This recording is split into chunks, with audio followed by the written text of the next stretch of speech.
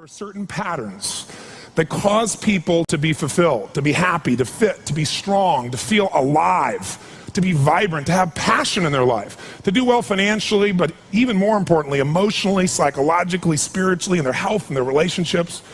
And there are also patterns that make people frustrated, overwhelmed, depressed, sad, lonely, cause them to be struggling financially, struggling with their body, struggling intimately.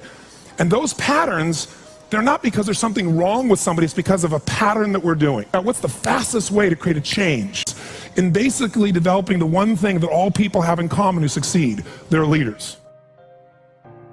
Because I don't care what style you are, I don't care if you're a mom, if you're a great mom, you lead your child, you're not led by your child.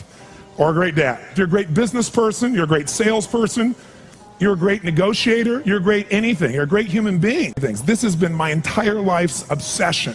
What makes the difference in people's lives? And that leadership component, as I say, doesn't always mean somebody follows you. A leader is somebody who lives life on their terms, that you will never settle for less than you can be or share or give or create. It's not what we get that makes us happy, it's who we become. How we live our life, who we are as a person. People can take away all the things, but who you become, no one can take away. And the problem is most of us are trying to be something we're not. And it isn't so much about change, about changing yourself. The change happens when you be yourself. Know thyself, that's the hard part for most people, and then be thyself. Because most of us in our lives, out of our desire for respect or achievement or love or connection or something, we've been trying to be the way we think we have to be in order to get that love, respect, appreciation, whatever it is we've been after at some unconscious level. And we've been doing it so long that we think that this is who we are. Because success without fulfillment is failure. And I can't tell you how many people I work with who are supposedly the best in the world at what they do, and they have more money than they can spend, and they have all these people that love and respect them, and yet they're unhappy inside. Because if you want to know what's really you, where you're going to be alive is when it's really you. And you may even think you know who you are because you've been living a certain way, but I'll tell you how you'll know. You'll feel euphoric, you'll feel strong, you'll feel unlimited, you'll feel free. I have seen, out of 3 million people around this earth in 80 countries, I've seen just about anything you can see, and there are only so many patterns. And what you're going to find underneath all of this behavior is we have the same needs. When you understand what those needs are and which ones you're focusing on, you start to understand why people do the crazy things they do, including you and I. And you begin to understand, hey, there might be a better way to meet my needs, and I don't have to get caught up in this game of stress and frustration and upset, or I could really help this person I care about, because I could see what's really going on. Part of what we want to accomplish here as leaders is we want to become practical psychologists. We want to understand what's really going on so we can help, so we can make a difference, so we can transform. So yes, of course you can do better in your business, because the more you understand about what people need and want, the greater you're going to be, the better manager, better leader, the better mom or dad, the better friend. And there's a better you that's available when you understand what's driving you. But most of us are running patterns over and over again, and we want to free that up. To free it up, we got to break the pattern. We got to do things that are different. So we're going to do something different. I'm not here because I believe in positive thinking. If you think that's what I believe, you don't know much about me. I'm not one of those people that believes you're supposed to go to your garden and chant, there's no weeds, there's no weeds, there's no weeds, there's no weeds. There's weeds right there. All right, that's what I believe. Here's what I believe. I believe that if you really want to be effective, you got to tell the truth.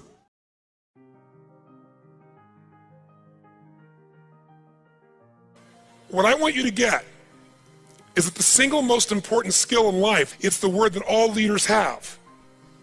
What would that word be? Influence. What changes companies is leaders. The only way to change a company is leadership. If I want to change a company that I own and I want to make a shift in that company, the number one thing I'm going to do is shifting leadership. That might be taking leaders to a different level. That might bring new leaders in. That might be new leaders of new voices with new perspectives, with new skill sets, new directions, but we need to take things to another level. Leaders solve problems and leaders maximize resources. If you're going to solve problems, you can't do it yourself or it would have already been solved.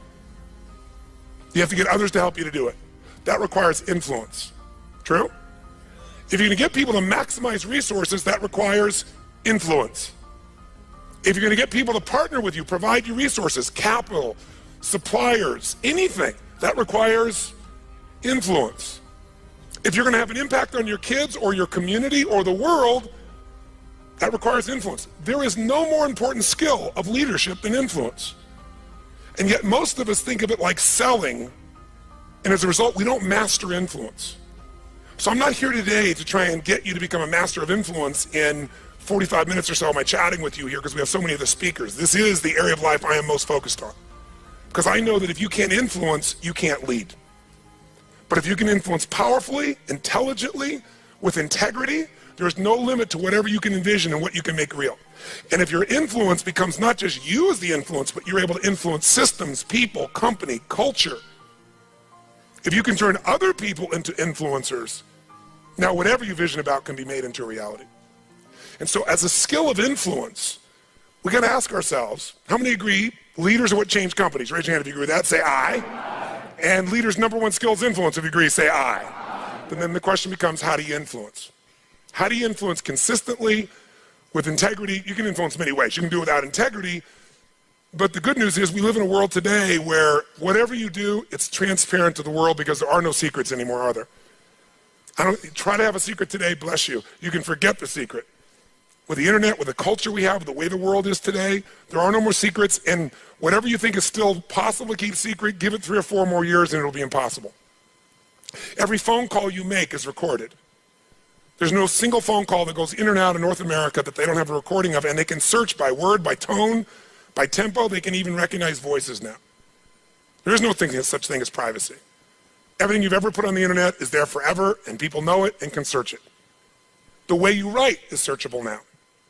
You can not sign your email, you can put it on somebody else's email, and the structure of your language and the way you influence things can be studied at this level. So the good news about that is manipulation as an ongoing tool for success is over. But adding value will never go out of style. Truth will never go out of style. So influencing with integrity is the secret. But what really influences people? Do facts and figures, we give you enough facts and figures out of a core story, is that going to influence people? No. It's the weaving of that story together in a way that produces what shifts people. And that's human emotion. Ultimately, the big game here is emotion. You have to influence emotion. You have to influence the emotion of your people. If you're going to maximize resources, and if we all agree, as we talked about the other day, it's not a lack of resources, it's a lack of what? Resourcefulness. If you're creative enough, if you're playful enough, if you're determined enough, if you're focused enough, you can find a way. If you're giving enough, if you're generous enough, if you're honest enough, if you're courageous enough, you will get people to help you. You will find the way. You will make that thing happen. You'll access the resource. You get someone to coach you, teach you, loan it to you, let you try it, drive it, experience it.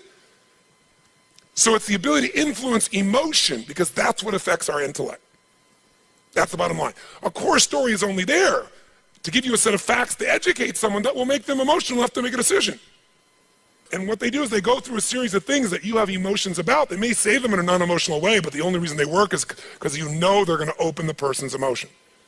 How many agree with me on this? Say aye. So as leaders, we can never forget that humans are emotional creatures, including ourselves. And to influence other people, we have to know what already influences them. And we can't ever forget what truly influences them. It's going to come down to our ability to connect with them at a deep emotional level, or get others to do the same. Here's how I'd say it in a really simple term. To influence someone, you have to already be influenced. Right? To move somebody, you better be moved. To touch somebody, you can't touch somebody about your product or service or vision or idea or your company if you're not touched. To persuade others, you have to be persuaded. You can't give somebody else what you don't have. Now, you may have it intellectually, and here's the challenge. When you first meet somebody in your relationship, and you're all excited, what's the level of energy like? 0 to 10, make the sound of that energy. You meet somebody you're totally excited by, make the sound of it.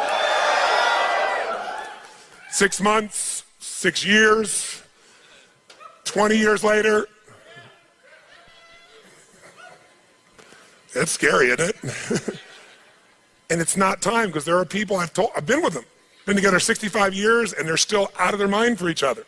They make the same amount of noise you did in the beginning here.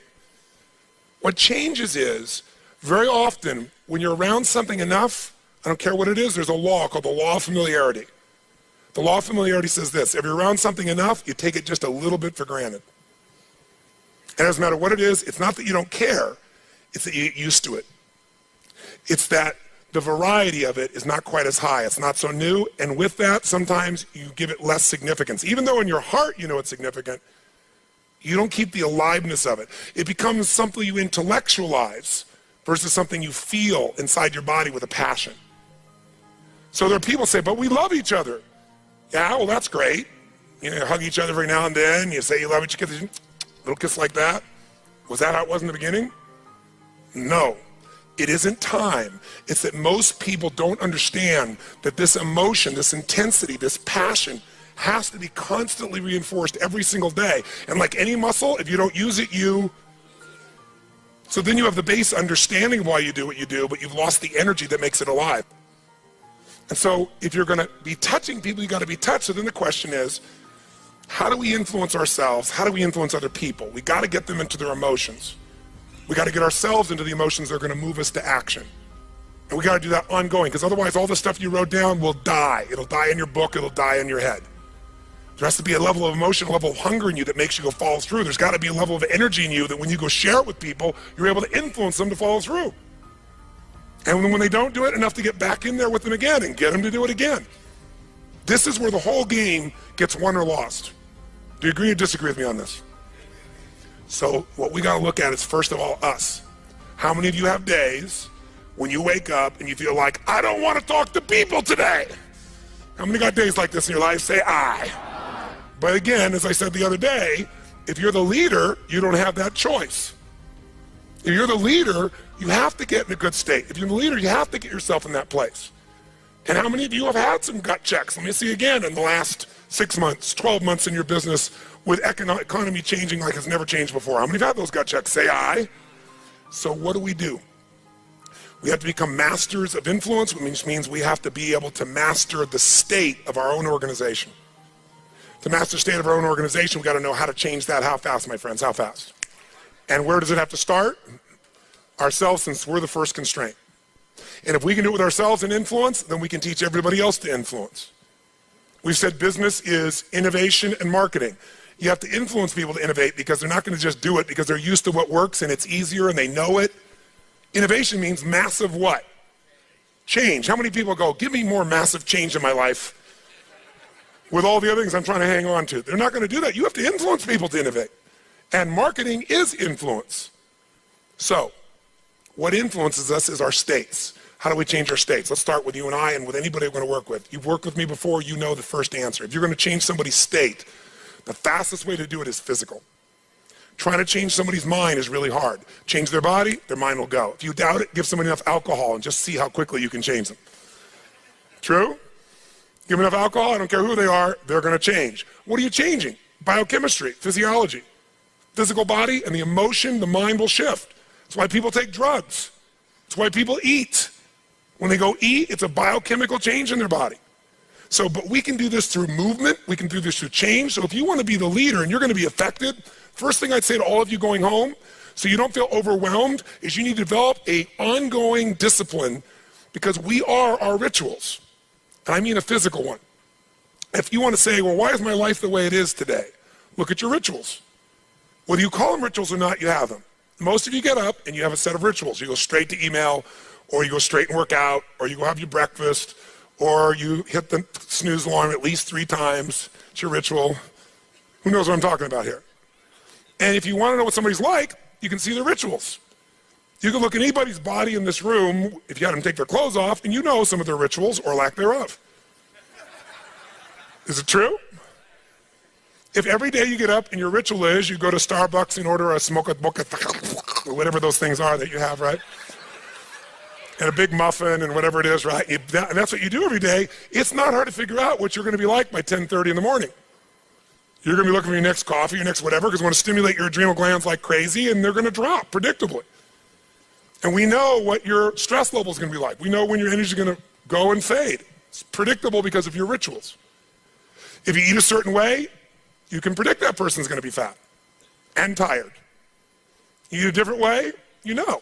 If a person eats and they exercise a certain way, you know what their body's going to be like. Who here works out 5 days a week, never misses? It's just your life. Let me see your hands.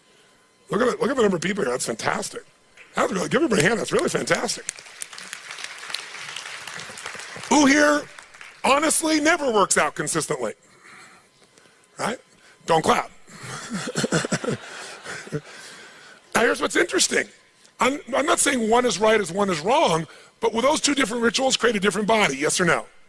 If we wanted to really make it clear, we'd say everybody works out 5 days a week, stand up, we can look at them, sit down, everybody doesn't work out, stand up, look at them. It'll be pretty obvious. Now, some people's metabolism is different, they can get by with different things, but you get the picture, don't you? Your relationships today are the results of your rituals. If the first thing you do every day when you come home is, hi honey, and then you go and give them a little peck on the cheek, and then you sit down and start typing your emails, or you flip on the news, it's not hard to know what your relationship's gonna be like. You guys might love each other, but it's gonna be one boring, dead relationship. It's like having a brother or a sister. But if your new ritual was, and you just, in the beginning, you made it a ritual. You just made it for fun. You say, every day when I come home, the minute I'm gonna do is I'm gonna yell my husband or wife's name, or sometimes my wife's a little crazy, so I go, Lucy! I'm home, and then we both go running. Wherever she is in the house, wherever in the house, we go running full speed like lovers that haven't seen each other in 6 months. We do it, ask my assistant, all the time. Now, not every day, but it's our ritual to this process, right? It's just a crazy thing. Thank you. Thank you. I appreciate the hand, but that's not why I'm telling you to do this. I'm telling you this because I want you to create yours. Because when you do that and you're playful and crazy, and you do that on a regular basis, like you can't wait to see each other. And the biggest ritual that we have besides physical, and by the way, let me just say to you this. When you go home, if you want to transform your business, transform you by creating first, if you don't already have one, a set of physical rituals that you're not going to miss. I don't care if it's 3 days a week, 4 days a week, something that's going to make you physically strong, because in a place where there's going to be a lot of fear, the way you deal with crisis is number one thing you should do is feed your mind. And you're doing that. Get yourself new answers, immerse yourself in new environments, get new voices, have new perspectives, ask some new questions. Isn't that what we've been doing here? Right? And we're doing it together and bringing all these people together. I basically, to create innovation in your life and marketing, I've assembled here 19 people. You assembled 5 days of your life, and we're just rocking day and night. It's the total immersion of what I taught you in innovation. It's really what it is, but it's got to continue. For it to continue, though, we've also been managing your state to a great extent. Right? Most of you don't go home and 4 or 5 days later start clapping like crazy and screaming and shaking. You don't do that yourself. Right? And so some of you are going to go like, wow, it doesn't feel the same as at the seminar and stuff. You know, I'm back here by myself and my people aren't doing this. But some of you will go home and initiate this. You're going to have your Physiology 5, your 5 minutes of physiology shift, once an hour, once every 90 minutes, or no more than once every 2 hours. You're going to start your morning with everybody. You're going to bring in and get some little audio clip of something from a movie or something that blasts across, the room, and have everybody stand at attention. You're going to do some crazy stuff if you're smart. Go over Zappos and see what they do. They got the most crazy stuff going on there. All the stuff that I do in seminars, they do every day at their location with their people. And people can't wait to get to work and they're in a certain state.